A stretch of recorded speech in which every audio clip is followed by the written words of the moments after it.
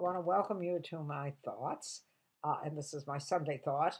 I did not do last Sunday because last Sunday was my 87th birthday. Can you imagine 87? And I had an absolutely lovely show at the Phoenix Arts Club, thanks to Peter Dunbar, who worked very hard to make that happen. And so I was not able to do a thought. However, I do have thoughts about birthdays, and that's what I'm going to share with you this today. I also, before I start, I want to remind you that I will be on Facebook Live uh, in my Facebook group, Lynn Ruth Miller at Home, doing a live show at 8 p.m. Sunday night, October 25th. So you want to tune into that. And I also am reminding you about my book, which is chugging along. And now there's an audio book, but I can't give you a link yet. But my book is on Amazon. It's called Getting the Last Laugh. And there's a picture of me with an Irish dog on the cover. If you don't see me with an Irish dog, you've got the wrong book. And now to get back to our birthday discussion. Birthdays for me were they were amazingly important because I was very rejected in my home, not in school or with people, with family, with friends. I was not neglected, but I was very rejected and demeaned in my home. The only time I was not reminded of how inadequate and how unimportant I was for my birthday and for Christmas. And I have talked about the Christmas gifts that I got from my mother. But today I'm going to tell you about truly a very cosmic birthday for me.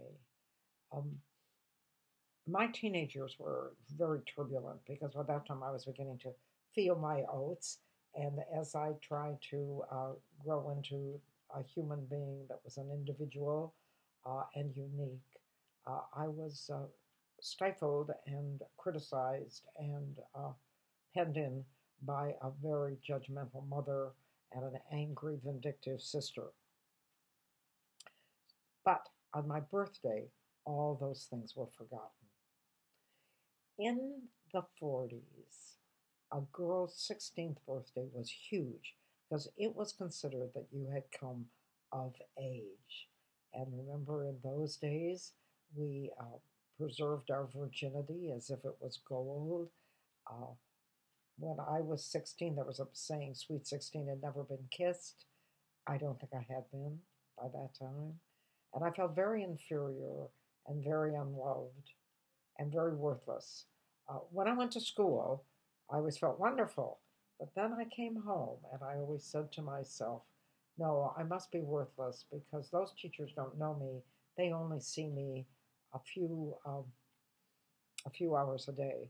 But mother is with me all day long and she thinks I'm waste paper. She must be right. So the 16th birthday was something that was looked forward to by everybody when you were, as soon as you were 15, you started thinking about that 16th birthday. What am I going to get? And usually you had a party. And usually the party was very lavish and made you feel like a princess. Um, I remember when I was 16, Normie Odeski, who was an only child and adored by her daddy and her mommy, got to go to a nightclub. Toledo, Ohio didn't have very many nightclubs, so we had a nightclub called Kinmore Low, and Normie Odeski got to go there on her 16th birthday. And she said to me, I got to drink Shirley Temple, which is a non-alcoholic drink, and I got to wear nylon stockings for my birthday. And I looked at her when she told me that, and I tried because she was my best friend, and I tried to be happy for her, but I wasn't. I was heartbroken because I knew that I would have no party on my 16th birthday. My father had scheduled surgery. My father had ulcers. Another heartbreaking aside here, my father had ulcers from the time he was oh, maybe 15 or 16. And in those days, they didn't know that antibiotics can cure them. And so my father suffered, and his ulcer got worse and worse. And finally, he had his stomach, a third of his stomach removed. Um, he still, the ulcer returned, and he never was really without digestive problems for the rest of his life. But this was the time when he decided he was going to have surgery to get rid of this duodenal ulcer and have a portion of his stomach removed because it was eaten away with acid. And he scheduled the surgery for the first week in October. And my birthday is October 11th. And my mother was very adamant in telling me there would be no celebration. As a matter of fact, I felt, as she said it to me, that she sort of enjoyed telling me that. And I was heartbroken. On the morning of my 16th birthday, I came downstairs to the kitchen, and my mother was all dressed to go out. And I thought she'd say happy birthday to me, at least she'd say happy birthday. She said nothing.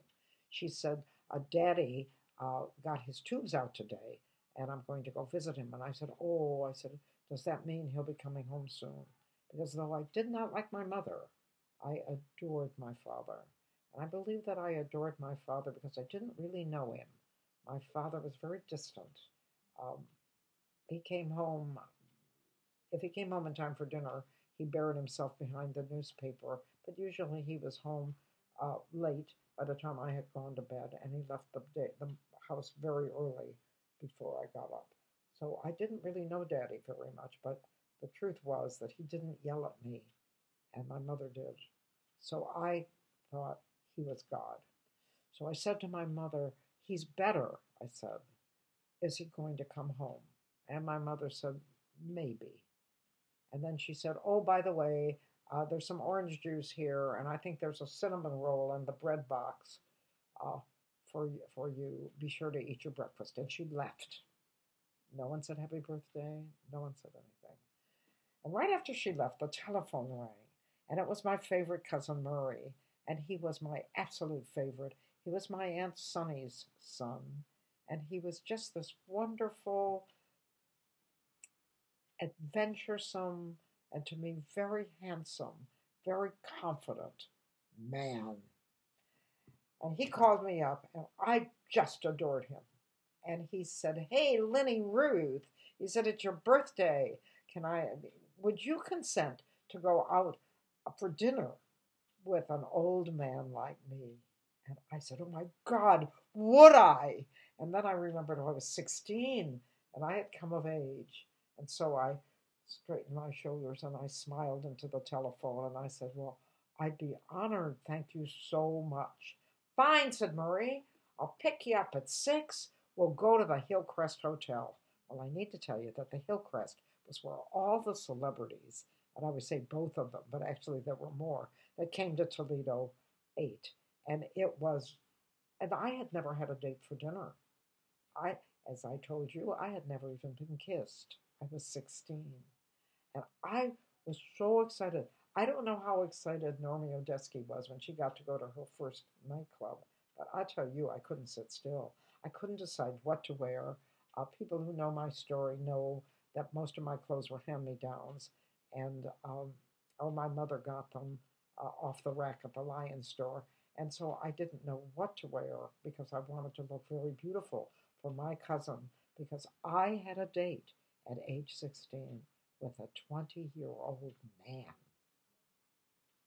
You can't beat that. At 6 o'clock, Murray pulled into the driveway in his yellow convertible, and I came running out, trying not to look as excited as I was, trying to look like this was just an ordinary event.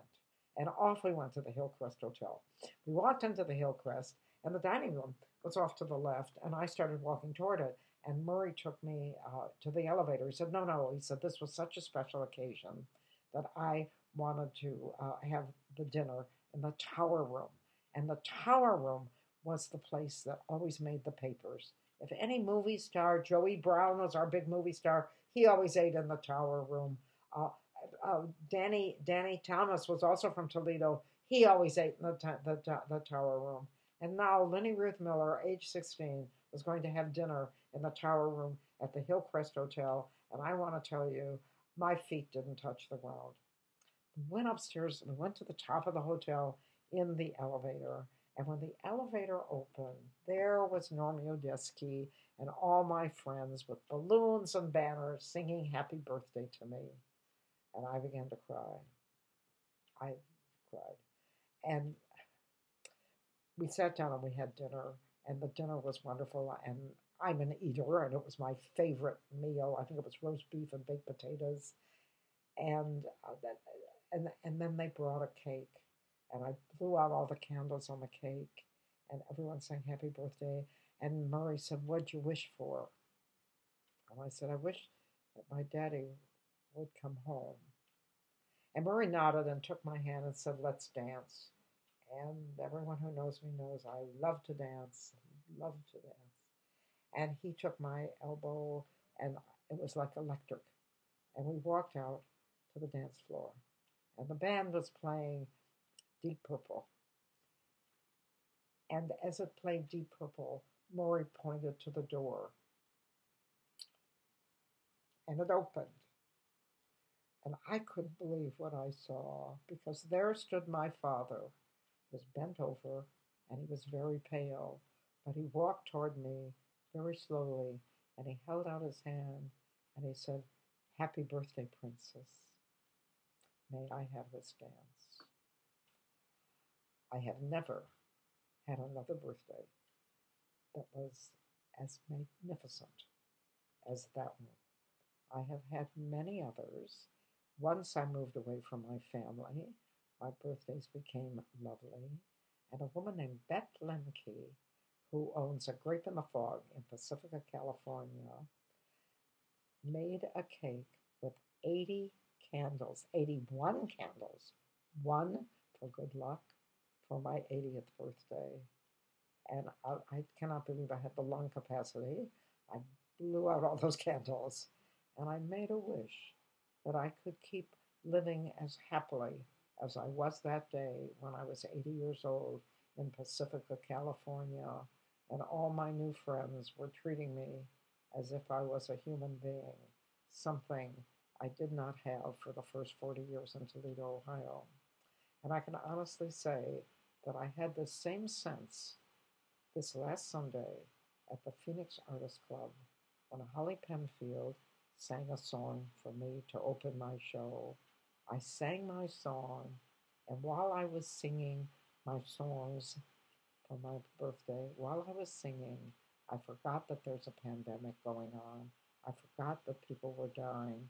All I knew is that I had managed to get to 87, and I have never, ever been as happy, as content, and as filled with hope as I am right now. And thank you very much for joining me for my thought. I will see you next Sunday, hopefully at my Facebook Live show, but I'll also have a video for you.